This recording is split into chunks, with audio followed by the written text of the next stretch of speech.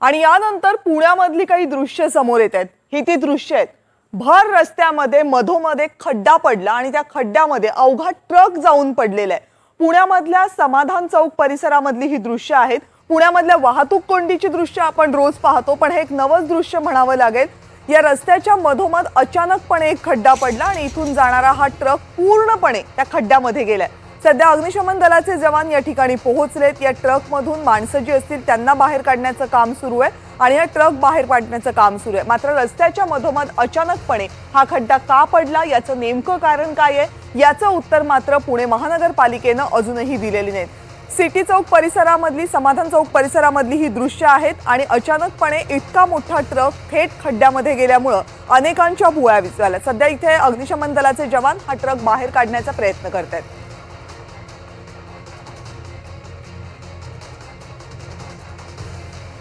पुण्यामधली भर दिवसा भर रस्त्यात घडलेली ही घटना आहे। जो रस्ता आहे तिथे पेवर ब्लॉक दिसतात, याचा अर्थ हा नेहमीचा रहदारीचा रस्ता आहे। मोठा रस्ता आहे, त्यामुळे मोठी वाहनं सुद्धा इथून जात असणार हे स्पष्ट आहे। ट्रक इथून कदाचित पास होत होता, अचानकपणे भला मोठा खड्डा पडला आणि त्या खड्ड्यामध्ये हा संपूर्ण ट्रक बुडाला। याचा अर्थ हा खड्डा खूप मोठा आहे, कारण हा संपूर्ण मोठा ट्रक याच्यामध्ये जाऊन बुडालाय। उलटा झालाय हा ट्रक आणि खड्ड्यात असलेल्या पाण्यामध्ये बुडालाय, त्यामुळे ट्रकचा खालचा भाग दिसत नाहीये। पण या ट्रकमध्ये असणाऱ्या काही व्यक्ती यांना बाहेर काढण्यात आलेले आहे आणि सध्या ट्रक बाहेर काढण्याचं काम अग्निशमन दलाचे जवान प्रयत्नपूर्वक करत आहेत।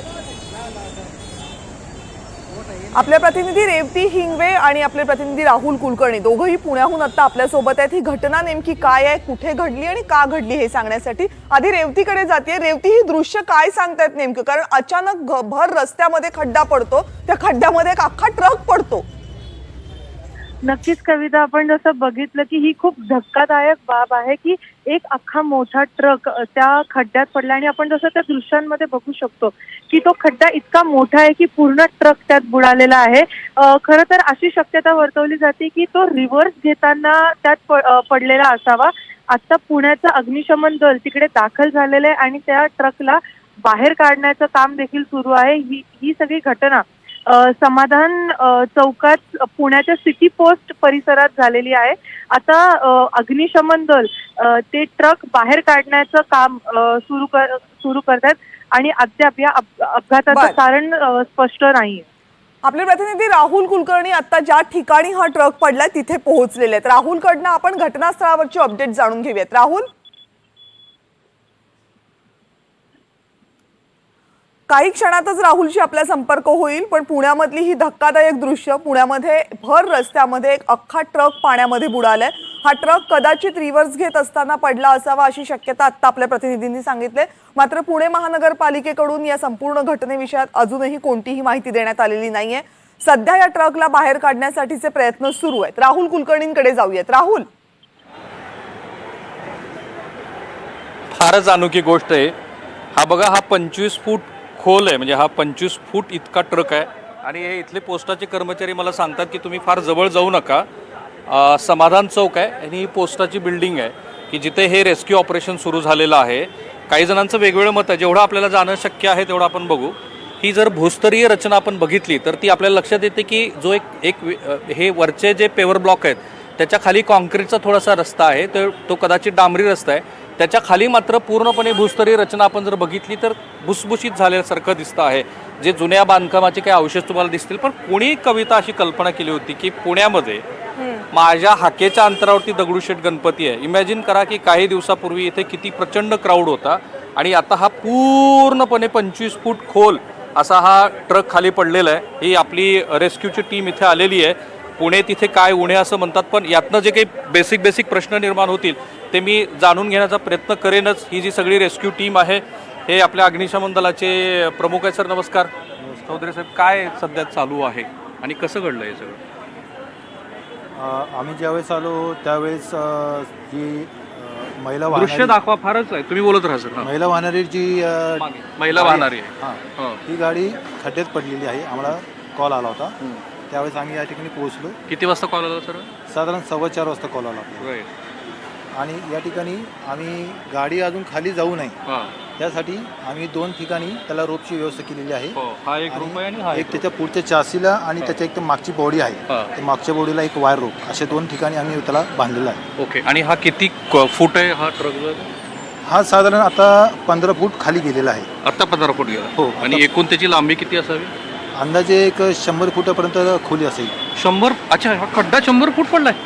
खड्डाच्या खाली मेट्रो आहे. मेट्रोचं काम सुरू आहे. मेट्रोचा बोगदा आहे. राईट. हा मेट्रोचे हे मार्किंग केलेले आहे. ही मेट्रोची मार्किंग आहे. ओके. पहिला मुद्दा कविता क्लिअर झाला की हा मेट्रोचं काम इथे सुरू आहे. ही मार्किंग आहे की ज्या मार्किंगमध्ये 100 फुटाचा एक खाली बोगदा आहे आणि त्या बोगद्यातनं मग ही ह्या ट्रकची किती लांबी असावी? ट्रकची अंदाजे एक 15 फूट लांबी असावी. 15 फूट लांबी. 15 ते 16 फूट असेल लांबी. राईट. सर, तुम्ही इथे भारतीय डाक विभागात हा ट्रक आला कशासाठी होता सर? तुम्हाला बोलणार. ॲक्च्युली आता 1-2 दिवसापूर्वी जो गणपती विसर्जनाचा कार्यक्रम झाला ना, तर ते आपण दरवर्षी नेहमीप्रमाणे इथं पोलीस स्टेशनला हे देतात जागा स्पेस. हां त्यांना. तर ते नंतर म्हणजे ॲक्च्युली ड्रेनेज चोकअप झालं होतं. तर ते व्हिज्युअल्स दाखवत राहा कॅमेरावर. हां. ते ड्रेनेज चोकअप झालं होतं म्हणून त्यासाठी टँकर बोलवलं होतं त्यांनी, डिपार्टमेंटनी. ओके. हां, मग ते सगळं ते ॲक्च्युली लोड होत होतं. ओके. आणि त्या दरम्यान झाला ही ओके. म्हणजे ट्रक आला आणि धपकन असा आदळ असं झालं का? नाही आला आतमध्ये पाईप लावून झाला. ते चालू होतं. काम चालू असतानाच एकदम अचानक सडनली एकदम हे झालेलं आहे तो. ओके. सर, हा तुम्ही त्यातली काही एक्सपर्टी नाही तुमची, काही बांधकाम क्षेत्रातलं पूर्णपणे वेगळं, पण साधारणपणे प्राथमिकदृष्ट्या काय लक्षात येतं कशामुळे झालं असं? नाही, आता सध्या तर आम्ही काहीच सांगू शकत नाही याच्यावरती की नेमकं कशाने झालं असेल, काय झालं असेल. आता मेट्रोची टीम आलेली आहे, ती त्याच्यावरती आता निष्कर्ष काढतील की नेमकं काय झालं आहे. ओके. आणि जो ड्रायव्हर होता त्याला काही जखम काही? नाही, ज्यावेळेस तो खाली पडतो आहे असं त्याला जाणवलं, त्यावेळेस त्याने गाडीत उडी मारून सुरक्षित जागी तो बाहेर आलेला आहे. ओके. तो जखमी झालेला नाही आहे? नाही. आणि आता हे ट्रक बाहेर काढण्याचे काय प्रयत्न सुरू आहेत? आता आपण मेट्रोच्या साह्याने क्रेन मागवतो आहे. मेट्रोची टीम आलेली आहे आणि मेट्रोच्या साह्याने आपण क्रेन मागवून ही गाडी आपल्याला बाहेर काढायची आहे. ओके. आणि आपली किती जणांची टीम आहे आता इथे ॲक्टिव्हली? साधारण 15 ते 20 लोक आमचे आलेले आहेत. एक आमची कसबा फायर ब्रिगेडची गाडी आहे, आमचे काही अधिकारी आले आहेत आणि एक रेस्क्यू व्हॅन आमची आलेली आहे. ओके. जिथे जिथे मेट्रोची कामं सुरू आहेत, कारण आता लाईव्ह आहोत आणि अख्ख्या पुण्यातले प्रेक्षक आपल्याशी जोडले गेलेत, महाराष्ट्रातले प्रेक्षक बघतात, असं होण्याची शक्यता किती ठिकाणी असू शकते? नाही, ही पहिलीच वेळ आहे अशी. म्हणजे पुण्यात पहिल्यांदा घडलं आहे. ओके. कारण की पुण्यात पहिल्यांदाच मेट्रो आलेली आहे, त्यामुळे असं दुर्घटना म्हणण्यापेक्षा हा प्रकार पहिल्यांदा झालेला आहे. ओके. आणि आत्ता हा जर ट्रक वर काढायचा असेल तर तुम्हाला क्रेन लागणार आहे? हो, क्रेनशिवाय पर्याय नाही. क्रेन येईल, मग तो ट्रक उचलला जाईल वर. हो. आणि त्यातला जो स्ट्राटा आहे तो तुम्हाला असं वाटतं हे फार भुसभुशीत झाल्यामुळं हा खाली गेलेला असावा?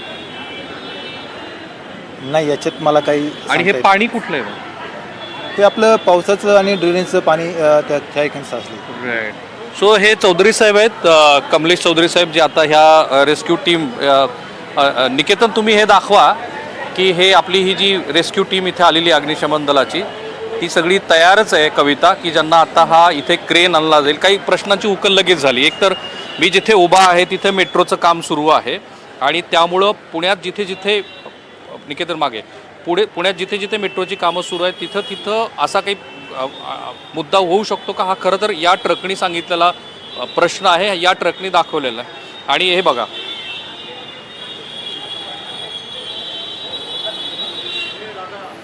तर साधारणपणे हा क्रेन येईल आणि त्यानंतर याचं रेस्क्यू ऑपरेशन केलं जाईल. हा ट्रक बाहेर काढण्याचे प्रयत्न सुरू केले जातील. मेट्रोची टीम पण इथं आलेली आहे.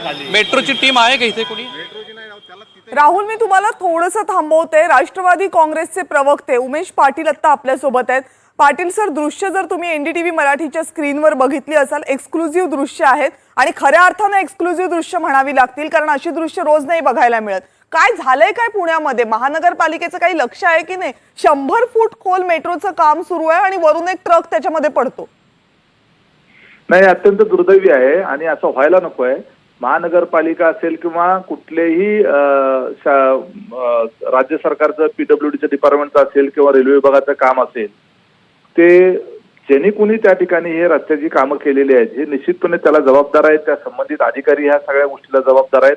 ही अतिशय गंभीर बाब आहे.